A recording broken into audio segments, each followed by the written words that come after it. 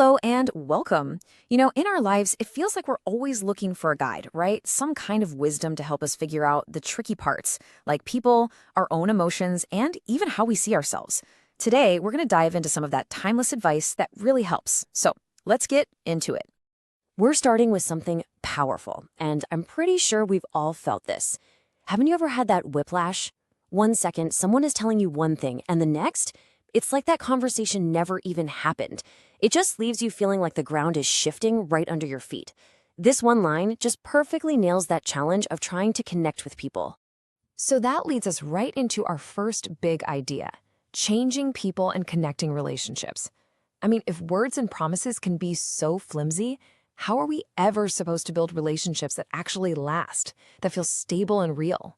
It's a huge question, but you'll see. The answer might just be a lot simpler than we think. Okay, let's really zero in on this.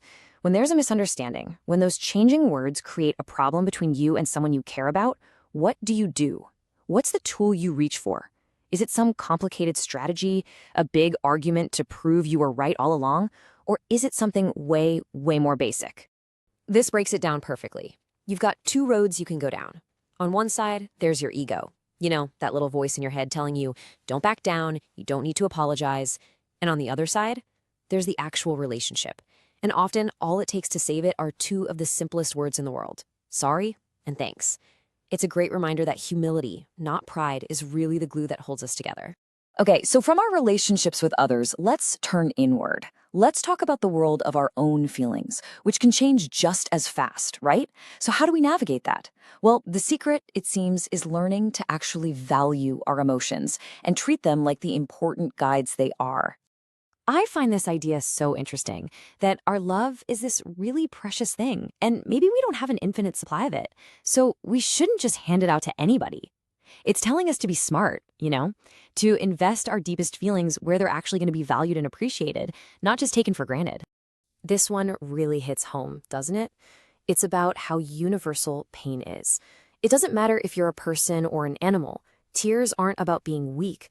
They're a real physical sign of deep pain inside.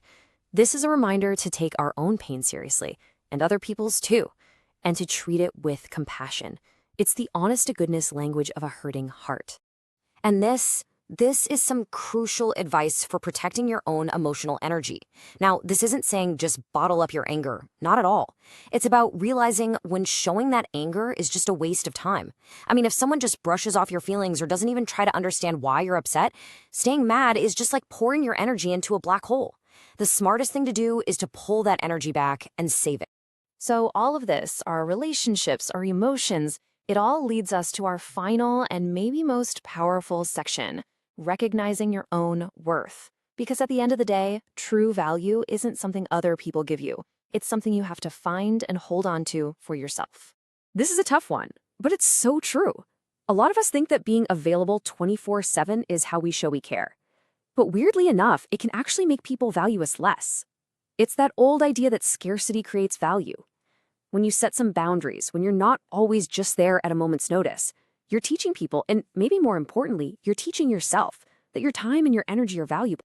So here's the bottom line: your value is an inside job. It's not like a stock price that goes up and down based on what somebody else thinks of you that day.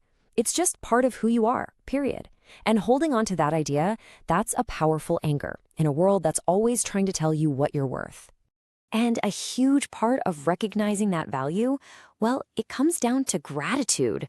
When we're always focused on what we don't have, we just feel smaller. But the moment we shift our focus to our strengths, to the good relationships we do have, to everything we've already got, our sense of self-worth just naturally starts to grow. It's such a simple but game-changing shift in perspective. This is laid out so clearly for us. There's a right way to do things. People are for loving. Money, things, they're for using. It's a pretty simple formula for a good life. But what happens when we get that all backwards? And that's where the tragedy really happens. When that simple formula gets flipped upside down, you just get chaos and pain. You get people who love money, and then they use people to get more of it.